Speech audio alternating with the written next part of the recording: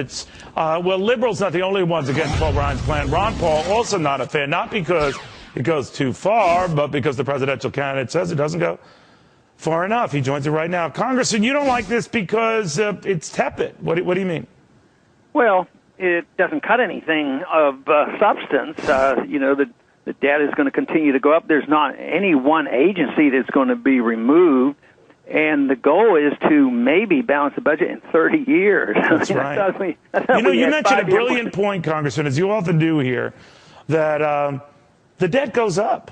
I mean, people think we're at best curtailing the growth of the debt. This is the most ambitious of the announced plans out of Washington. I know yours is fairly aggressive as a presidential candidate.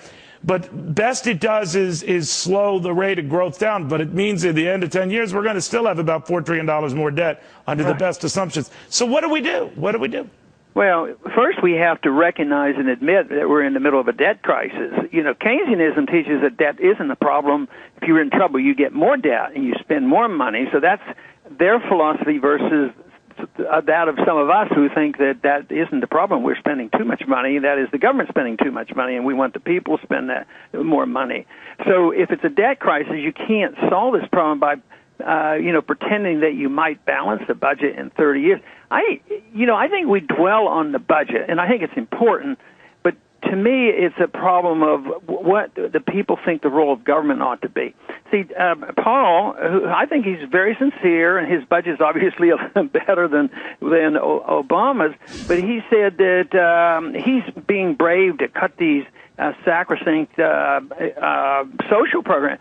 But he adds money to the militarism overseas, to the warmongering going on. They won't touch that. And in my program, matter of fact, I address that first. I want to get home so that you don't have to attack child health care or Medicare, even though those programs are bankrupt. You have to deal with them. But even in my first year of cutting $1 trillion, I don't touch that stuff, mainly to make the point. But but think of it, Congressman. Look at the wrath that Paul Ryan is getting for a plan that, compared to yours, is mild.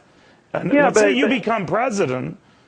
Boy, hell is going to blow. I think I would have a lot less wrath because the progressives would like it. I'm not going after the benefits, the Medicare. I'm not doing that initially. That comes, on the way out. But I would cut the money that they're screaming about is this overseas militarism. So the progressives, would support me on this.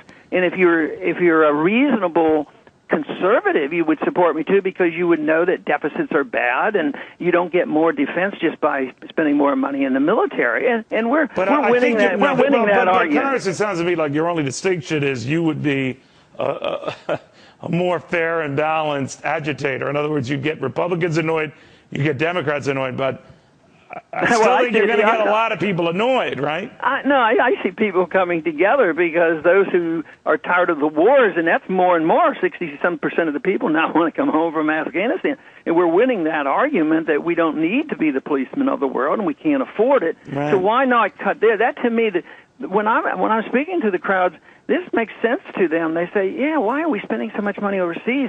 And why should we have to go after initially some of these programs? So I think the Republicans, lose the political argument immediately because the Democrats are beating up on them right now, and they say, "Oh yeah, we want more weapons, but we're going to deny the elderly for their health care."